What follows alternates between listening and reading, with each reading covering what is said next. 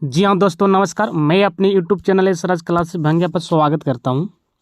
आज जो लेकर आए हैं हम, जो बिहार बोर्ड मैट्रिक 2000 एग्ज़ाम में देने वाले 2024 में, उनको बहुपद से मैं मैराथन क्लास लेकर आया हूँ।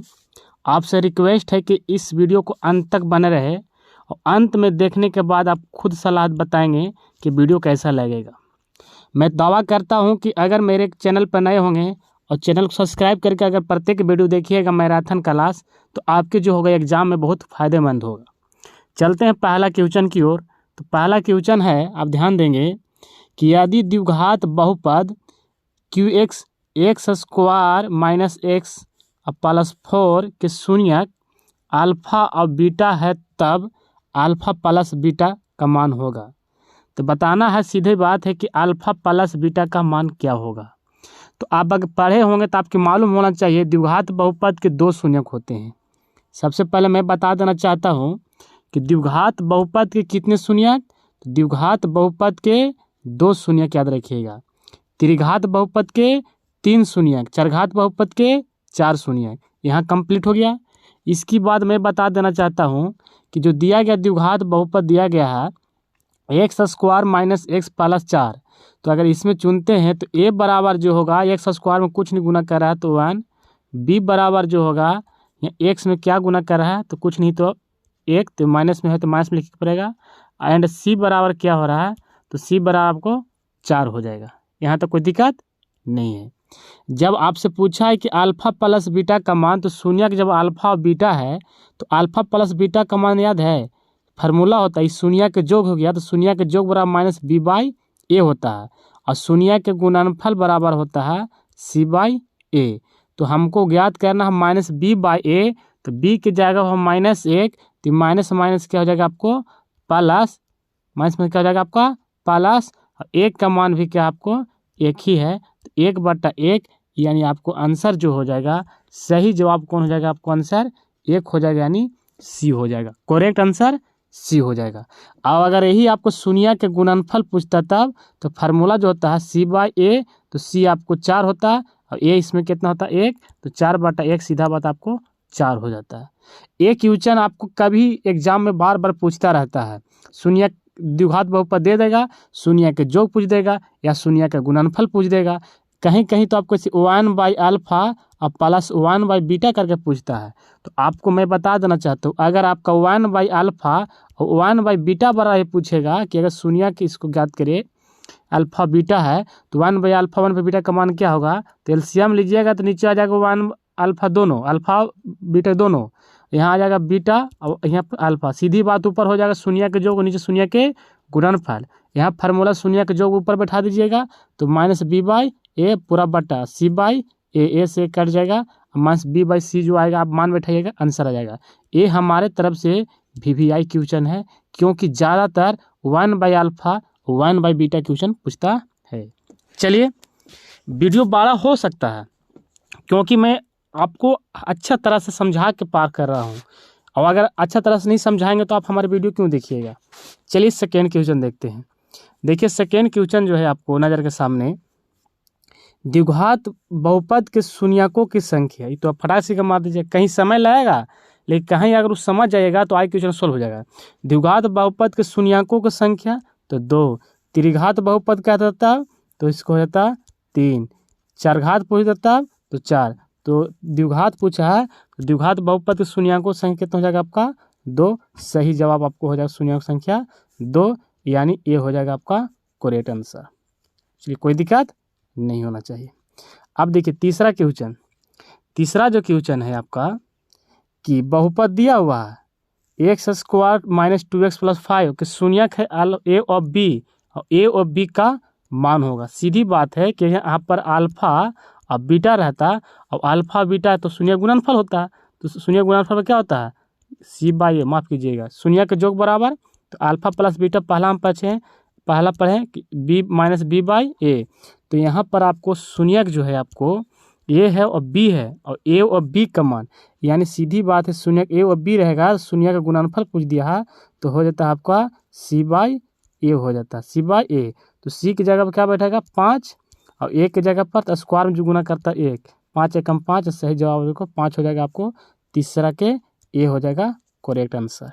अगर गुणनफल पूछ दिया है तो अगर शून्यक जोग पूछता है, शून्यक ए और बी रहता तो शून्यक जोग यानी अल्फा प्लस बीटा तो ए प्लस बी होगा, तो माइनस बी बाई ए, और बी की जगह -2 तो माइनस माइनस यहाँ बी की जगह पर क्या हो जाएगा प्लस, और ए की जगह पर 1 यानी आपका आंसर 2 हो जाता। तो 2 आंसर आपको इसमें सी हो जाता है। लेकिन आपको शून्यक के गुणनफल पूछा है तो शून्यक गुणनफल बराबर सी बाई ए, और सी जो है आपको 5 और बी है -2 और ए स्क्वायर में जो गुना करता है सेट 1, तो ये आपको फार्मूला का मुताबिक हो गया, ए आंसर हो गया। चलिए कोई दिक्कत नहीं होना चाहिए।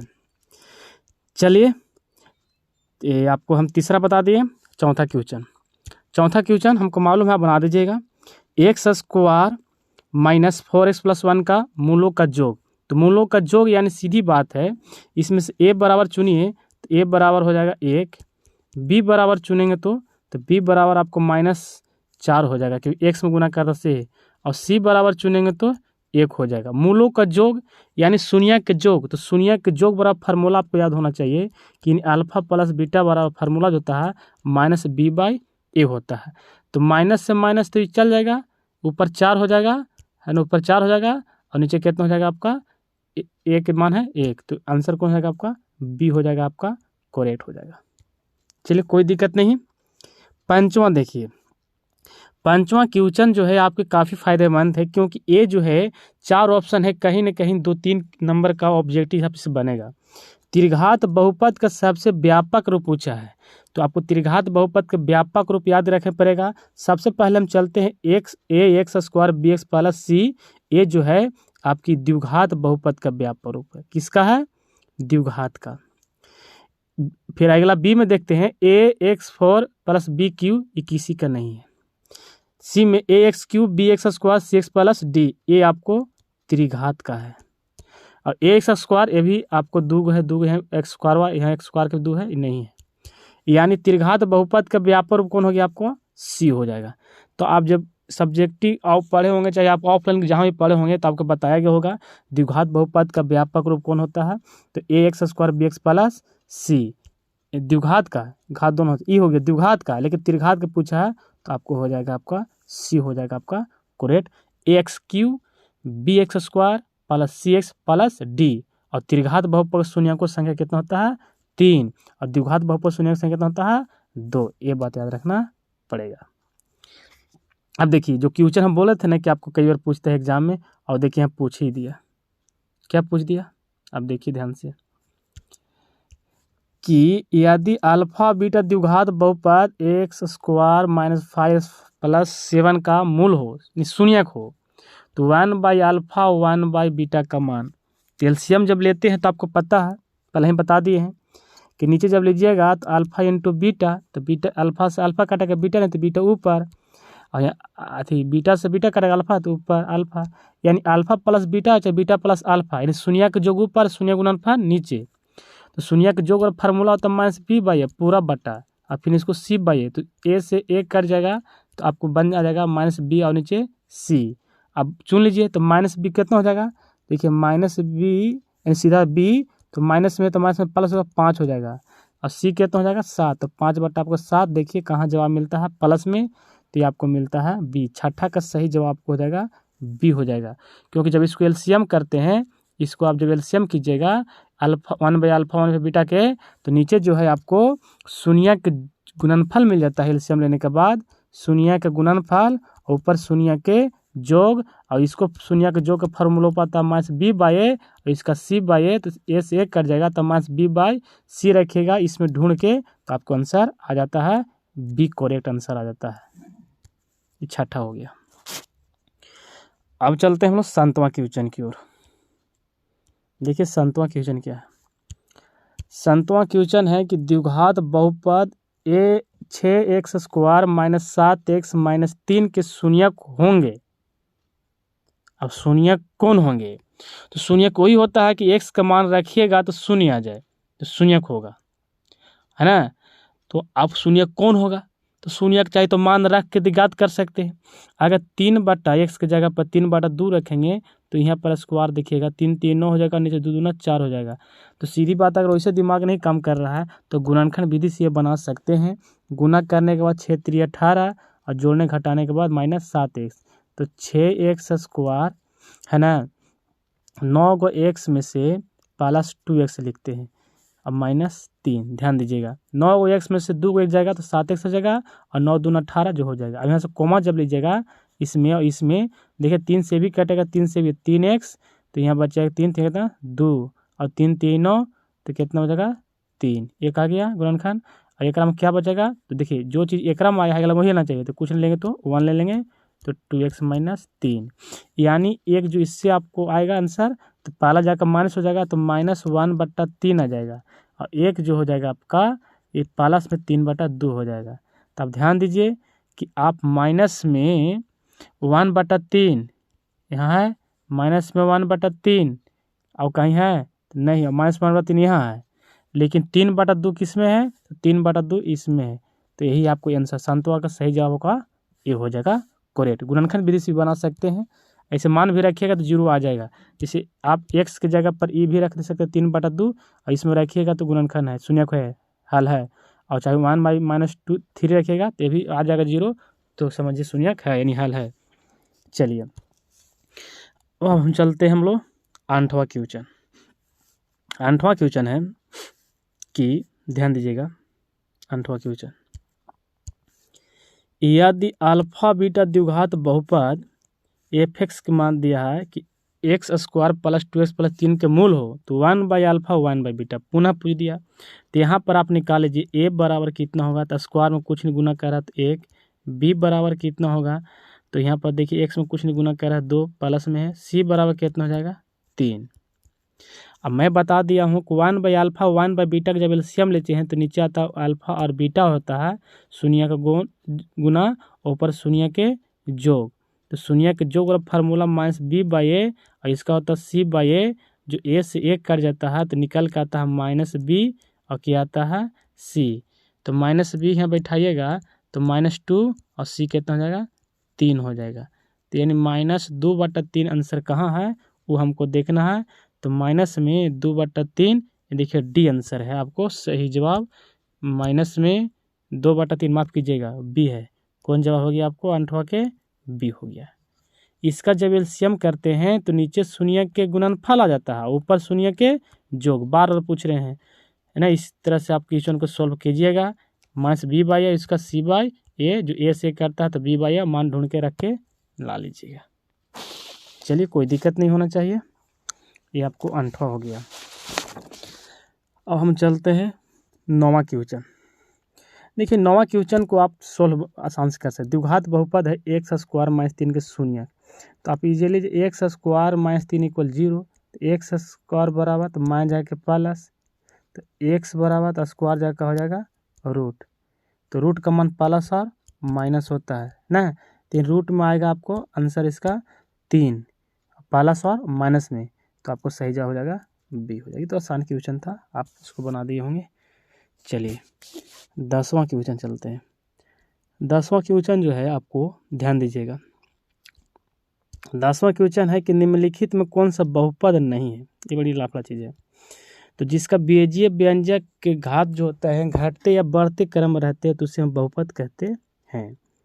तो 10वां का देखना कौन सा जो है बहुपद में नहीं है। और एक बात याद रखिए, कभी भी x के पावर -2 न होवे, माइनस न होवे, और कभी बट्टा में x नहीं आवे, आप और कभी रूट न रहे, तो सीधी बात आपका आंसर ए। 3-4 बात आपको रखना है, कभी भी x के पावर माइनस न रहे, कभी भी x बट्टा में न रहे, और कभी x पर रूट न रहे, है ना। अगर ये सब रहता है तो बहुपद नहीं होगा, बहुपद नहीं होगा। तो बहुपद नहीं है तो कौन हो जाएगा आपका सी हो जाएगा 10वां का करेक्ट आंसर।